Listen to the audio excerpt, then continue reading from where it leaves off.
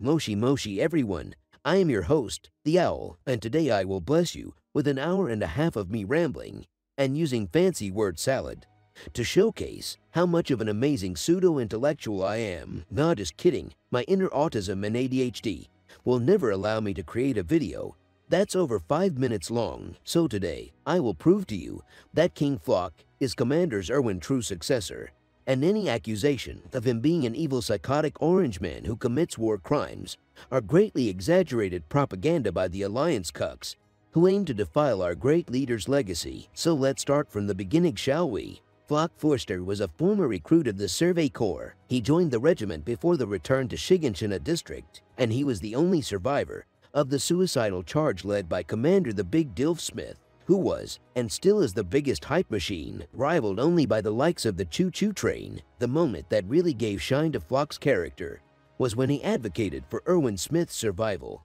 as only a demon like Erwin can overcome the Titans, and dove head first to the scary Yander sword to ensure his survival.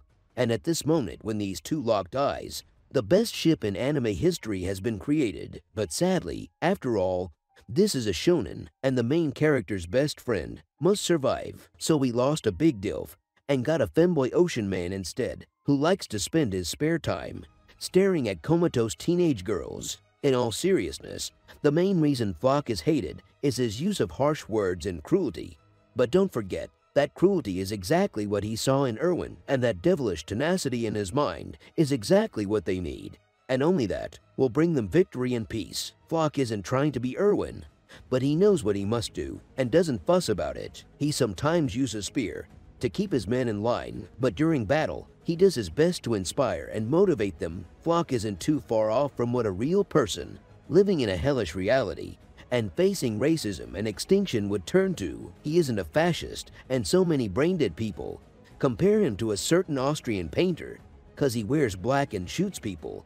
Such an amazing observational skills, by the way. Flock was a surprisingly great character with excellent writing who was made to fill a simple role, to be an antagonist to the main characters, but somehow became much more. And the beauty of his character is the division he causes, and the pain of watching someone truly devote their heart and fail, but give his all and do everything he could do to ensure the collective well-being of his people. Sure, Isayama did his best to showcase him and the Jaegerists in the worst way possible, either through drawing them in an ugly or pathetic way, or making our king get his cheeks clapped by a granny. But that's understandable, because like the great renowned scholar Zelen Stunk once said, Asians are truly a different breed from the rest of us mortals. They learn karate in the womb, kung fu when they're only 2 years old, and judo right before puberty. Now let's play a little game to see how many times King Flock's future prediction came into fruition. Choosing Armin is a great mistake, and only a devil like Erwin can lead Paradise into victory.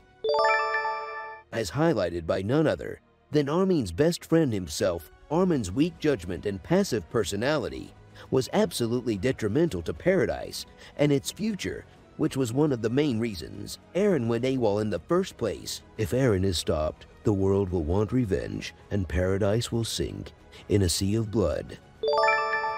Again, King Flock and anyone with functioning brain will realize that you can't erase a 2,000 years of hatred with just talking, and as a result, Paradise Island got carpet bombed in less than a century. Eren loving Mikasa is a recon to sell merchandise.